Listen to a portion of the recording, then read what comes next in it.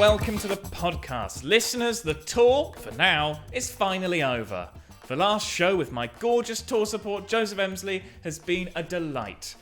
With some highs, the first 5 dates, and lows, some mild homophobia, and performing in what felt like a cathedral of silence in Place Name Redacted. Salford. Shut up. Emslie throughout has been my rock. If a show goes well, he's there to give me a high five. If the show hasn't, he's there to give me a full debrief in the car journey on the way home. He treads carefully, bringing up bits that he thinks consistently are not funny. Whilst I tread carefully on the bits where I agree probably aren't funny, but it hurts to say it out loud.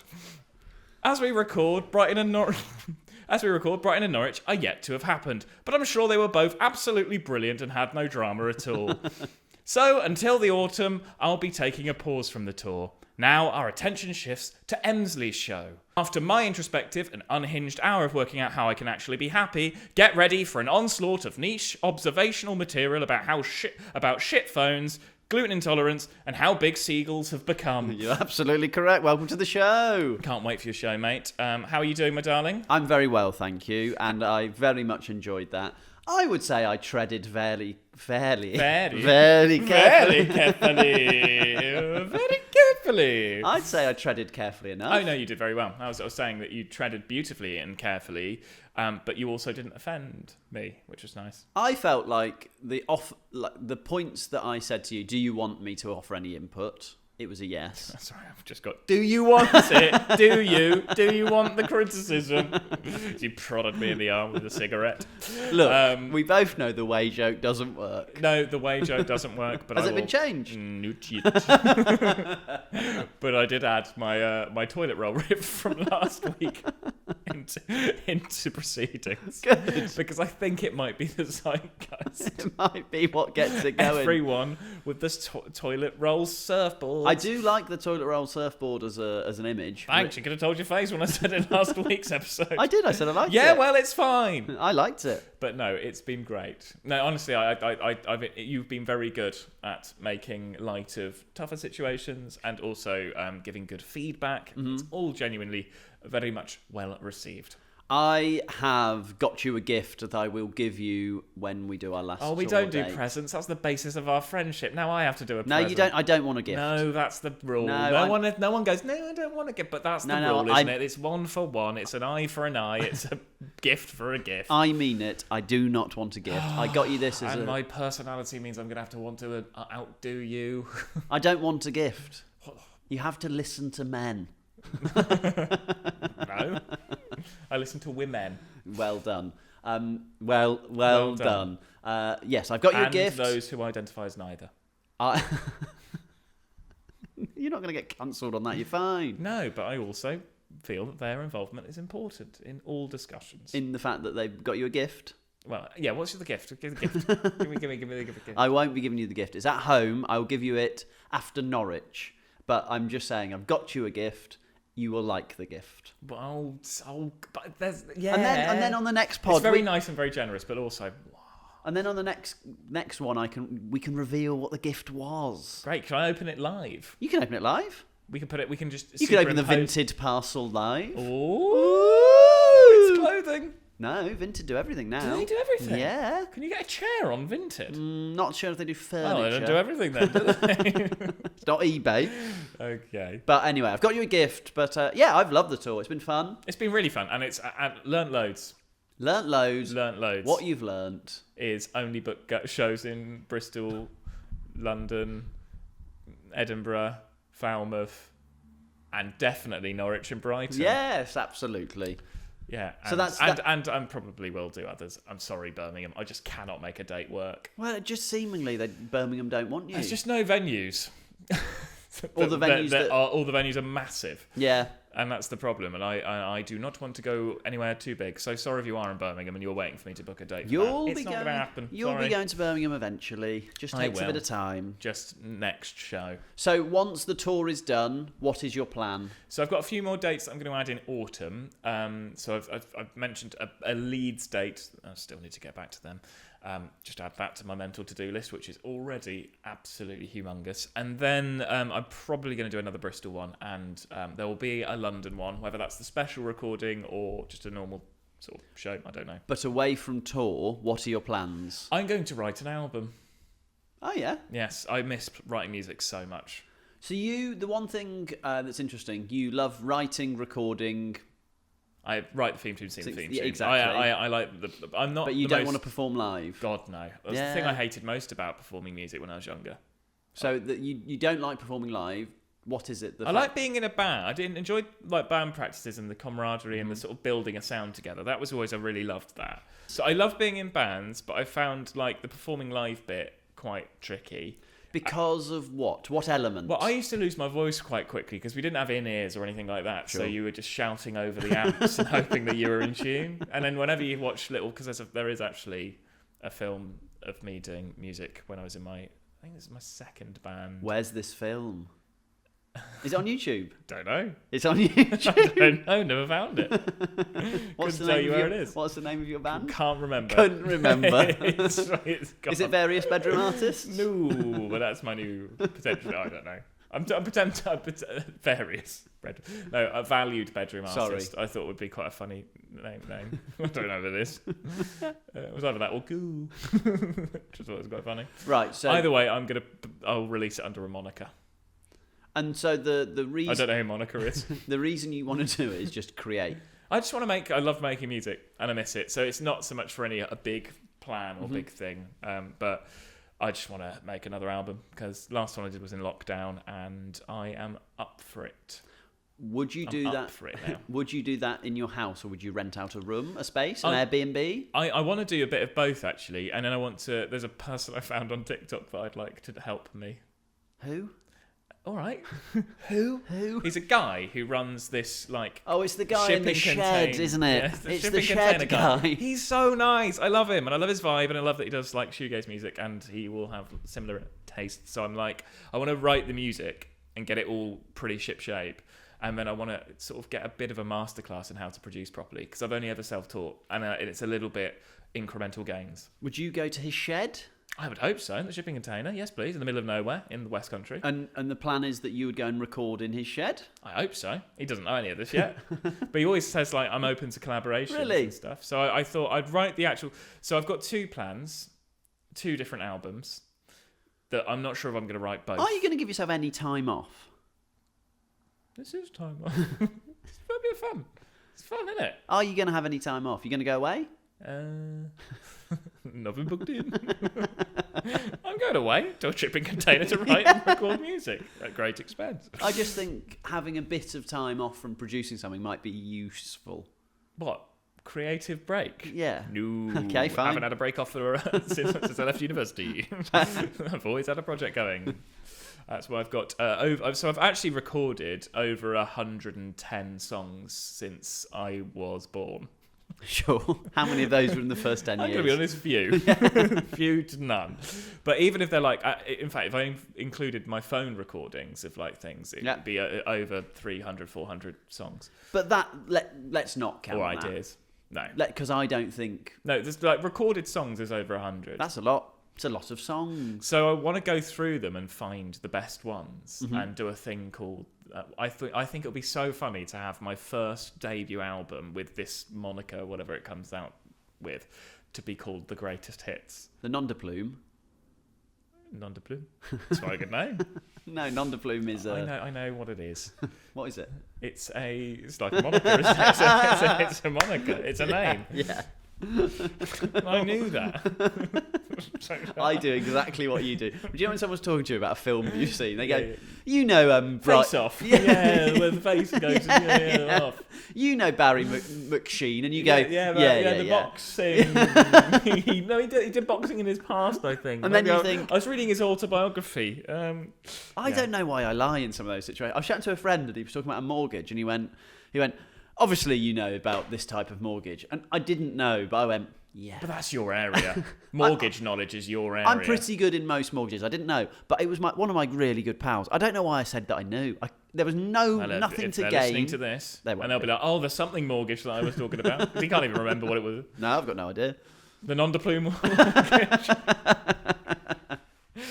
No, I'm going to release. Or I thought it would be quite nice to take a song from each part of my era. It's really weird though, listening back, because all of it was very autobiographical. Sure. And to be serious for a minute, I was not well during some of the recordings of some of that songs, and it was really quite sort of emotive. You were unhappy? Oh God, yeah. Come on, I've been in my 20s before. Yeah.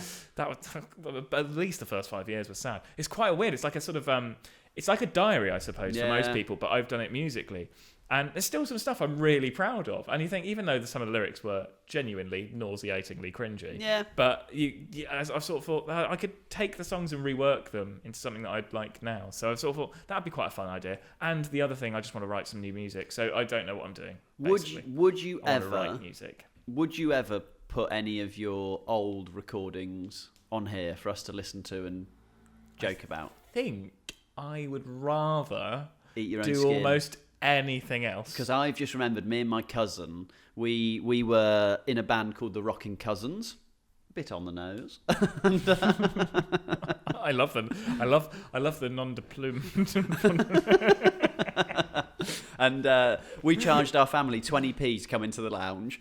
I think my dad was a bit galled by that, given he paid for the house. Yeah. Well, I've got to pay. You've always been someone who likes money. We charged them 20p, and we played badly along to AC/DC Back in Black. Yeah, that's very accurate. It's pretty similar, isn't it? If it was done by a robot.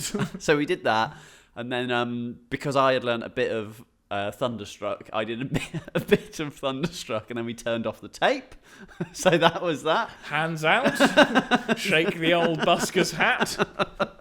Let the loose change of the other 20p's that you charged them before rattle around a bit, going, you know what to do, Dad. That's like thunder.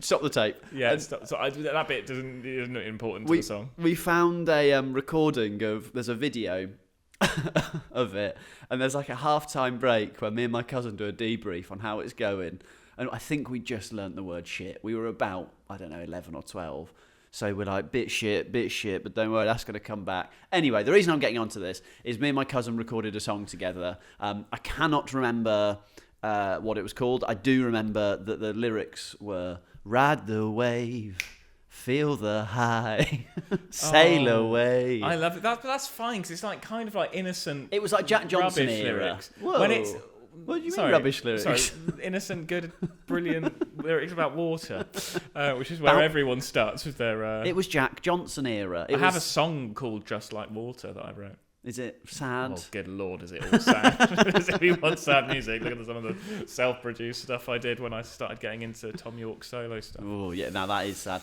You really hear the influence. I would say that the influence that we had at the time was very Jack Johnson, Donovan Frankenwriter, girding. So it's kind of like that, whereas yours is... Mine would have been, so it would have been from the era that I was into sort of like more... I was moving away from the...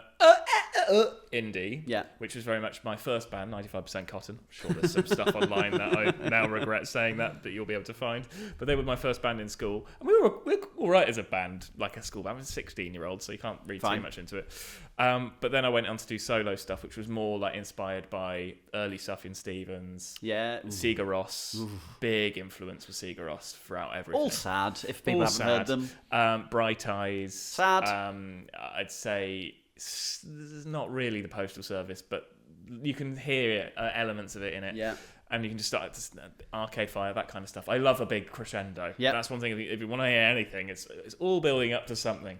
I have one trick in all of my songs, and it's everything builds to a big finale. There's no songs that just like almost no ebb and flow. It's da da da da bang. There you go. There's the big finale. I wouldn't mind if I could find a copy of. I think it would be Ride the Wave. I wouldn't mind playing that.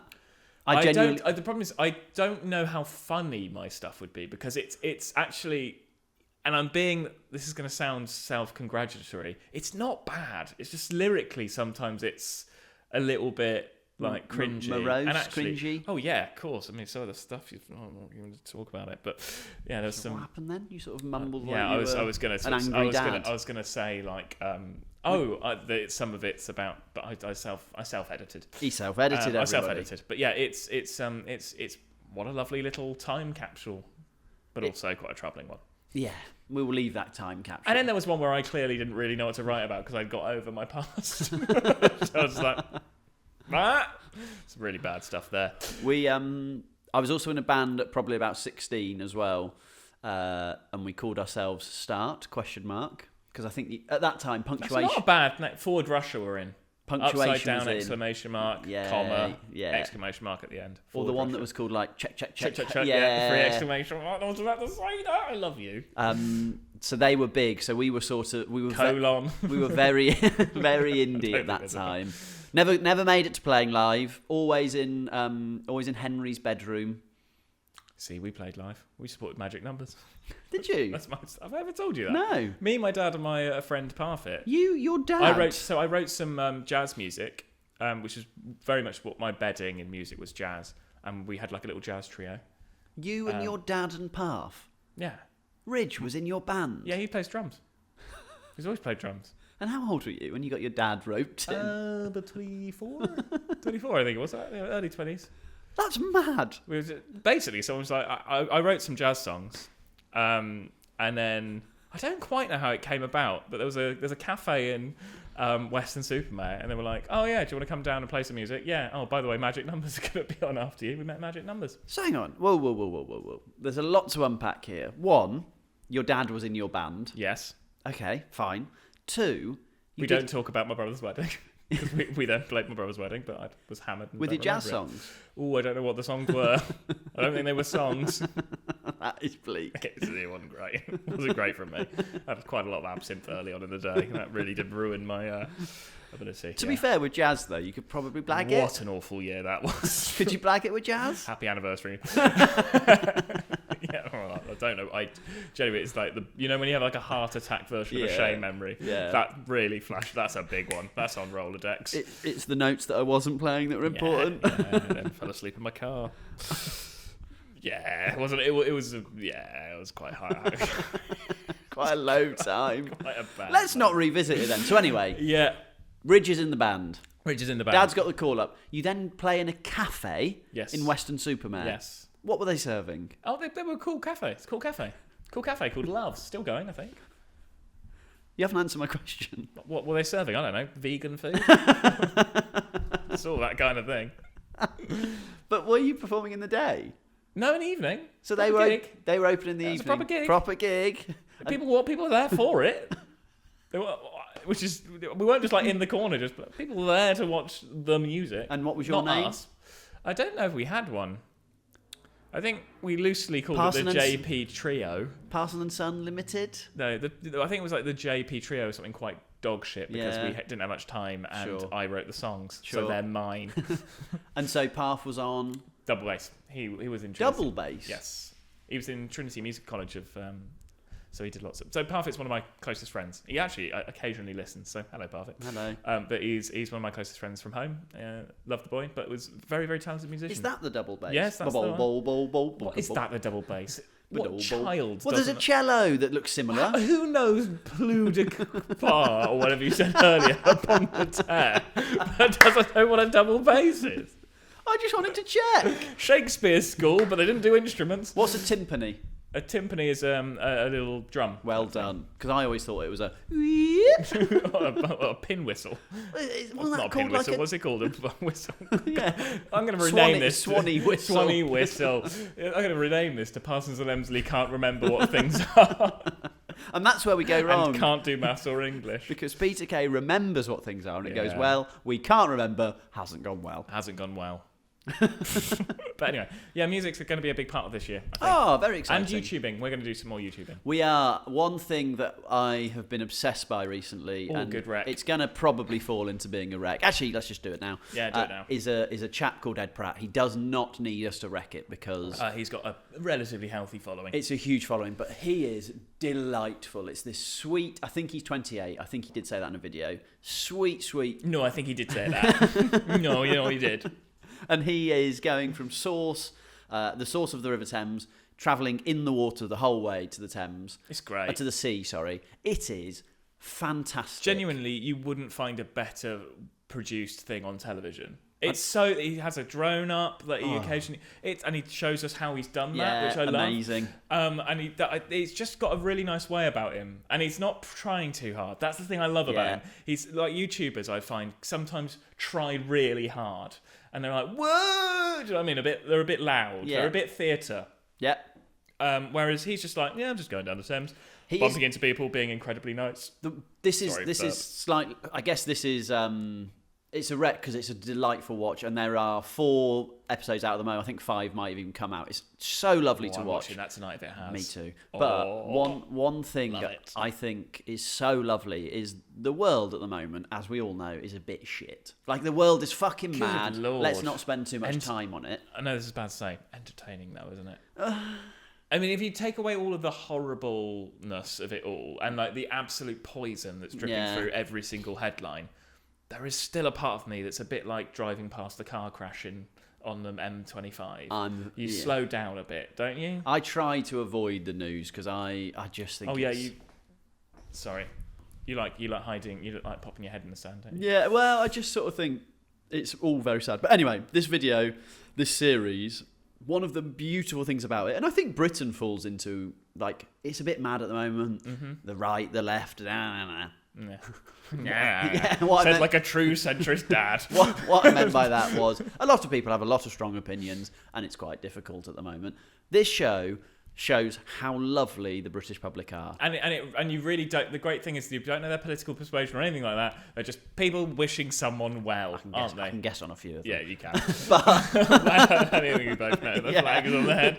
Yeah, but it just, they're delightful. They'll be like, what are you up to? And he's like, I'm just walking. And they're like, well, if you're hungry, pop tomato. And you're like, this is lovely. It does build, and he's just so lovely with people. Yeah. And he's got a really nice way of just being. It's great. So really it's Ed Pratt's From Source to the Sea. Source to the Sea. It's fantastic. On YouTube.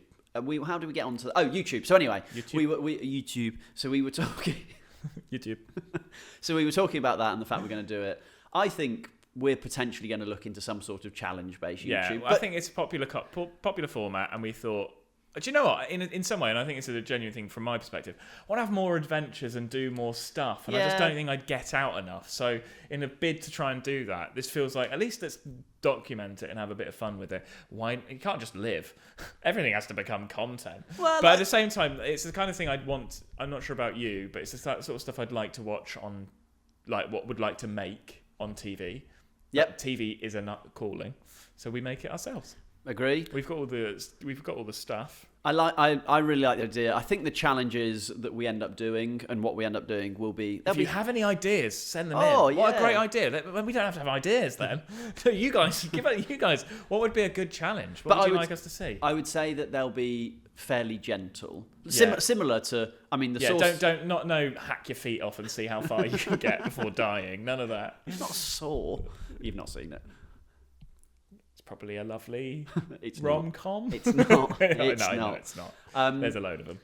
We'll look to do some gentle challenges. They'll be really fun to film, though, and that's likely what we'll end up doing, because I start my sabbatical in 8 days. 8 days? God, that has come... One more day than Craig David. Do you do that every time you hear his voice? No. His voice? No.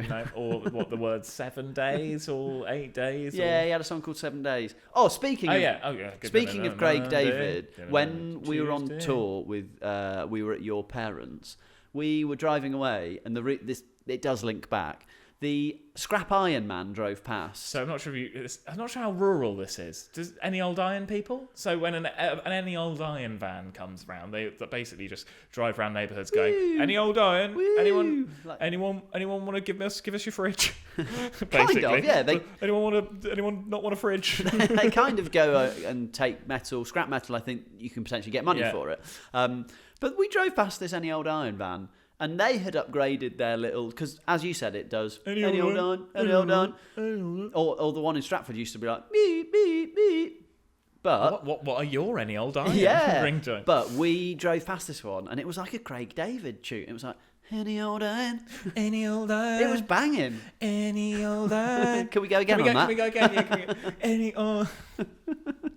We just yes-anded We each other. yes-anded. That's how you do it. And wasn't it delightful? Yes, I yes-anded you. No. No! No. No, we did it together. I just want to come on to the way you said no then. I called my nana recently, and she's a little bit deaf, so she has a hearing aid that links up to Bluetooth on the phone, so she can actually hear what we're saying when we're FaceTiming. So it's like a YouTube earpiece. A YouTube earpiece? Not a YouTube, it's Bluetooth. Bluetooth, thank you. Yeah, it's actually just a standard hearing aid. And it's amazing. It's like but it turns into an AirPod. Yeah, it's like revolutionised the fact that I can speak to my nana. It's wonderful, genuinely a really lovely thing.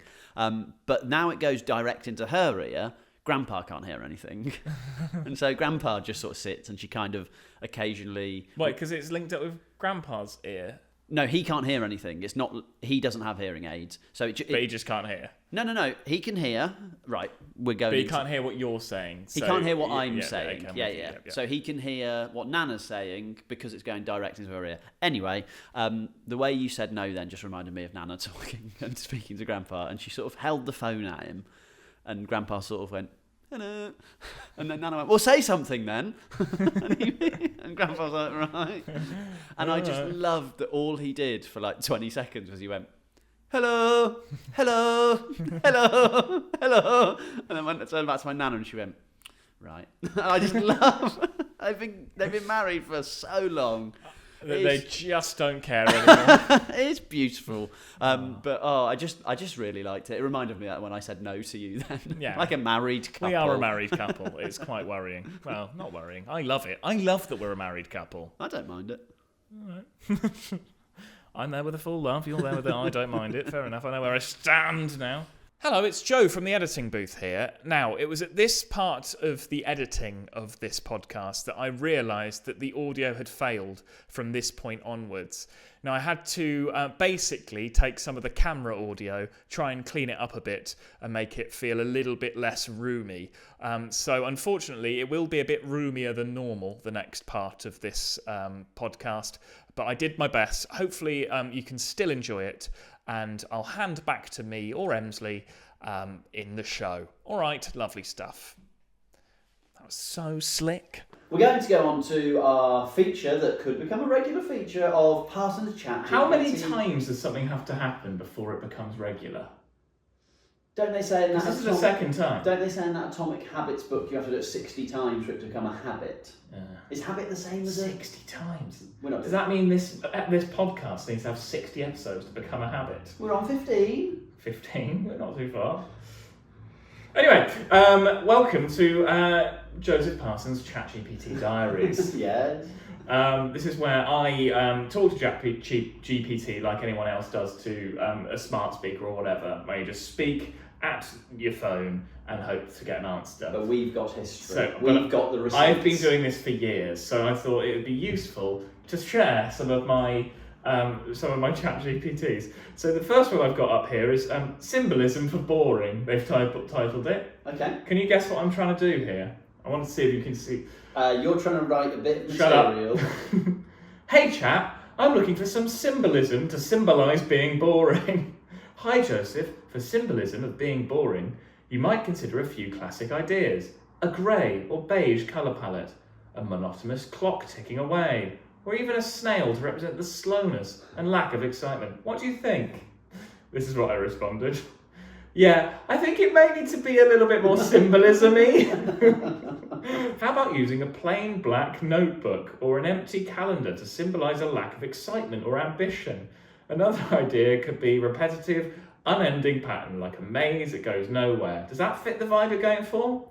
Better. More ideas, please. Can you see the bit of the show which I was trying to write? Yeah. So that's that. Can I just say that you said earlier that it's not transcribed you well? Yeah. Are you sure wasn't you speaking? It could very much have been me just speaking. I didn't transcribe myself well. He suggests some ideas, which were all quite shit, and I didn't use. But I'm still so embedded in the fact that it's a person that I think it's like a real person. I don't. Like I would if I got a dish I didn't order at a restaurant. I went, that's great, no, thank you, that's really got me thinking. That's all I needed from you, have a nice evening. Oh, man. And he went, "You're welcome. Have a great evening." This is just. I'm gaslighting my Chat GPT, man. Surely He's now going to go, "I came up with some fucking good stuff there." Surely he would learn better. Surely it would learn better if you just said, "Oh no, they're not quite right. We need to work on your algorithm." Oh, fuck off, mate. He's great. I love him. I can understand why you might use him to bounce ideas off. Yeah? Sorry, I just found one. Okay. So my next one. Hello, very quick question. It's a silly one today. Oh man. Is there a study on the fact that cows like music?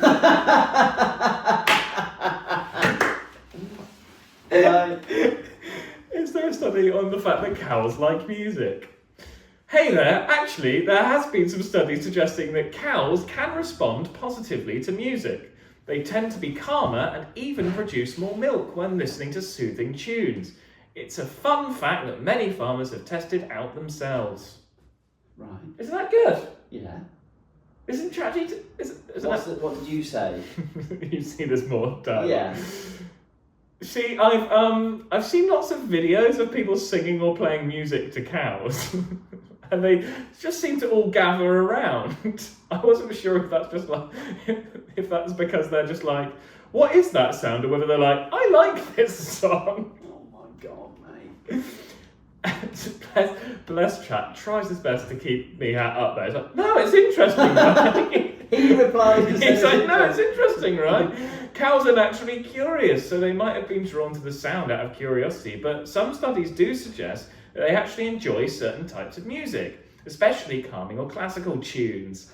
So it might be a mix of curiosity and enjoyment. Well, I'm going to bring my best classical music to the West Country when I go home. That's what I said.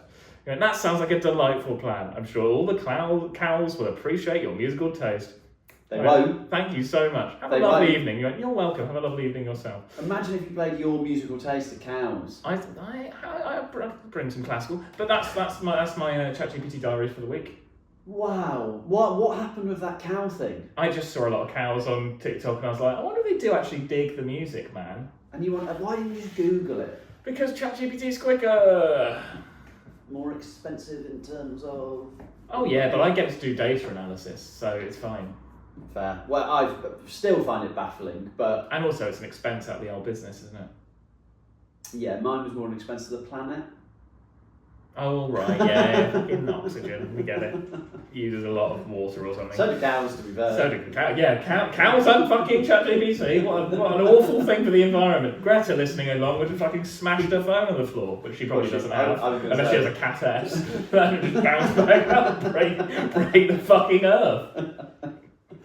She's definitely. I really know how to make you laugh now. Yeah, talk about old phone. I would say, and this is a gamble, that Greta probably would have a fair phone. A fair phone.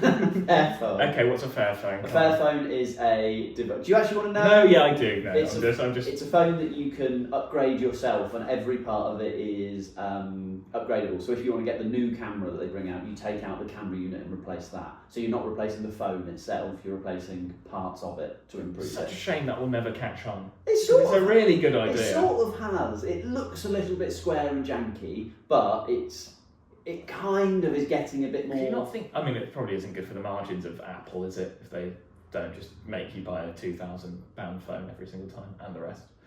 Mad. Yeah, wild. But I would guess that potentially is what Greta would have, a fair phone. Yeah. Yeah, I wonder what phone Greta would have. I wonder if Greta I don't think she'd use ChatGPT, would she? God no. She'd do the reading. She'd do the reading. She's a studier, is Greta. She is. She's not someone, and she'd do the reading on recycled paper.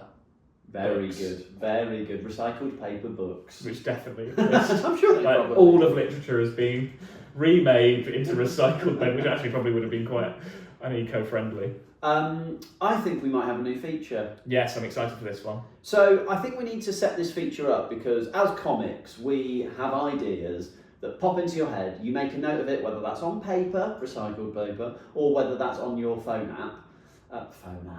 God. Or whether that's on your notes app. I think you're born in the wrong era. Anyway, Me too. You're like a boomer in a millennial's body. But you make notes of it, and you think, oh, I'll turn that into material. I'll try and turn that into material. Then you come back to look at your notes, and you think, what the hell was I thinking? So I think I'm going to read through a couple of notes, because I went through my notes app and there's some stuff in there that is just baffling. So are we calling this Emslie's comedy scrapbook? I think we call it something of that nature. Nietzsche. I think we call it lovely. I think we call it. Is that lovely, or is that just me saying a word that's similar to the word I just said? Or mispronounced. I'm trying to keep you up. I know, and it's very kind of you, but also, criticism when criticism's due. So I tried to make material out of this. Often I've tried and I've gone on stage and I've attempted to make this funny. So do bear that in mind when I tell you how good these ideas are.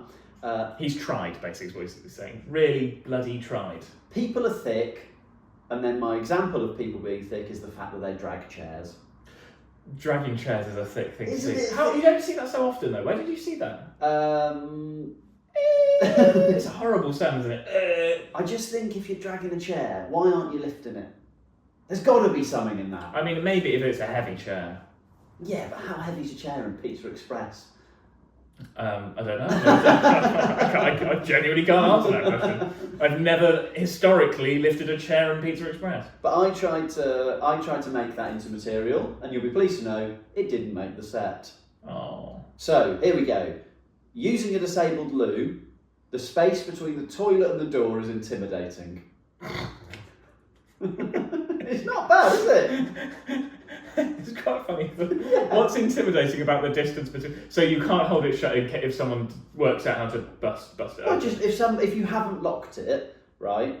If you haven't locked it, that space, the gap is. You have to do a full-on fucking American football style leap just to get there. It's absolutely massive, that space. Yeah, I'm with you. I like that one. Well, that got tried. Didn't make the set. I had a bit about doors, didn't I? You had a bit about toilet doors. About someone opening a door, opening a toilet door in Schiphol, and then just looking at me. I'm kind of busy here. This one, I think, must have been dictated to the phone, because I will read it verbatim. Look at you dictating to a phone. We'll finish it on this one. Well, you shouldn't sell unsalted butter. That's bad for you. This is my reply. Well, I'll stop eating it when I stop selling it. And they replied with, well, who's still selling drugs, so how can you be sure? I'm not selling drugs in Waitrose, Janet. I think I sausages today, couple rash of bacon, and I've got a cracking now we're at practice. Have you tried Tesco? Do you have an early? But they were all out as well. Can you try and decipher that? Because that is like, as a fever dream. So often, I don't know if you have actually. This applies to myself. I don't know if you have it as a comic. You think remix. You think of something as you're falling asleep, and then you'll put it into your notes, and you'll read it the next day, and you'll go, "What I was in sort of what was I thinking? Dreaming." Yes. I think this might be that sort of just on the cusp of sleep. You shouldn't sell. I think what it was, and this is from years ago, that somebody told me that I shouldn't eat unsalted butter. No, somebody told me I shouldn't eat salted butter because it's bad for you. And my reply was, they're still selling drugs. And then God, it's not good stuff. It's not good stuff. And then I do a riff about somebody called Janet in Waitrose. This was before you go to bed kind of stuff. Yeah. Can I just say something really politely? When you're writing your news show, you should have a curfew. a writing curfew that past 10 p.m, it's unlikely you're going to have a good thought. Yeah, I agree. If that being polite. Well, that could be a kind of regular. Have you got more of those? I've got loads. Oh, great. We've got loads of these. I've also Have you actually got ones where you've actually said them properly, or written them properly? Yeah, and some of them are actually turned into things. Like some of them are turned into material. Ooh. Well, you'll have to wait till his show for that. Yes. But in terms of, I've also found my first ever comedy notebooks of where I've written my first ever jokes in it. Oh. And so you might need those. I can bring, I might for the show. But I can bring those, and we can look at what I was writing about when I started, or when I first. When I first thought I wanted to try comedy. One of my first jokes was about. Oh, I remember it. Did you do the classic paedophile stuff? That's just like. I think you might want to set that up a bit better than just saying that. Yeah, you're quite right. So I should say you're doing quite right. Very good. basically what happens is you get people try comedy for the first time and they immediately go from naught to edgy without any of the ability. So immediately you'll see on the open mic circuit at least 3 or 4 paedophile jokes per gig. Yeah, and I think it's... And it's just so shit. Well, I think it's because that is something that you can be the person that's saying something that people don't want to hear, which obviously... It's the shock, we're looking for the shock laugh, and it's very hard to do. Did I do that? Early on, did I do any of that? Can't remember. Potentially. I kind of would love to have seen an edgier version of you. If anyone's seen, you may not have seen Emslie's work live unless you've seen it on tour. He's not an edgy comic in terms of started quite deadpan. Shock jock. Not intentionally deadpan, but often when I listen and watch back my first gigs, I'm sort of there like, so I did this recently. Yeah, it's really. You did the reverse of Jack D. Yeah. I've sort of grown into my. You've become more extravagant, and he sort of went into a more deadpan. But I found some of my comedy notebooks, so I'll bring those in. But I do remember one of my first ever jokes was about online shopping, grocery shopping, back when it sort of first started. And you know when it'd be like, we didn't have any X, so we bought you Y. And I wrote, I ordered a potato and they sent me a pineapple. That was going to be my big moment. God, I'm glad you're better at comedy now. Because I'm slightly better at comedy now. No, he is better. None of you at home going, oh, so that's why Salford didn't go well. I didn't do that bit. No. That bit is never featured in a set, but I do remember writing it. But we've all got to start somewhere. We do all have to start somewhere. We do have to start somewhere always. We do. We've done very well here because I have had very little sleep and we've done 2 episodes in 1 day. We have, I will say, that's it. I think that is it. I think that's it. That's going to be it now. Episode 15, I think what we're going to try and do as well, episode 20, we have discussed Yes, I'm going to do a coming out special where I talk about the differences of coming out and for I'm just trying to word that better. You put me on the spot now. I love that you tried to push that onto me. It's your fault that I came up with this idea. Yeah. Right. So, it's such a hard thing to contextualise in my tired brain. Right, we're doing a coming out special where I talk about coming out basically and all of the issues therein and the things that I found helpful, things that the people I found helpful, and basically the full story with the dark bits as well included. And I'll be there. And you'll be there to ask some questions and be glib. At the right times. Yes. No, be glib at the... What's the opposite of glib? Glub. Right, we're not getting about that. What a horrible laugh.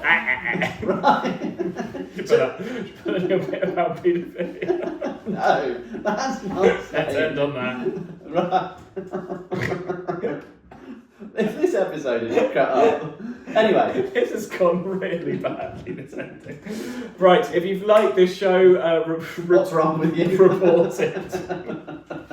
Do not report this show to the police. No, if you've enjoyed this show and you enjoy us, do follow us online at Joseph Parsons Comedy, at Joseph.Emslie on Instagram. All of the links are in the show description. Do go and see Emslie on stage. I tell you what, if you come and see me and before the show you say that you come because you listen to the podcast, I'll throw in the pineapple joke for free. Yeah. I'll do it. It's a work in progress show, why not? Yeah, you don't really care about the show. No, I do care. I really care about it. I'm doing Mach Fest. Do have to tell my friends who had agreed to go and play golf with that I can't do that anymore. Oh, you just told them. Sorry. So thank you very much for listening. It's been a pleasure, and please do subscribe. Follow us on YouTube. Subscribe. Yeah. And I'm just enjoying this. You said like, subscribe about 4 times. Other than Keep that, going. Other than that, always a pleasure. Never a chore. Be good to yourself. All right. Bye-bye, everybody. You've really stolen the ending. Yeah, I've really done well at the end. That's your bit now. Yeah, I should just do all the intros. You fucking love that. Oh, Let's write it.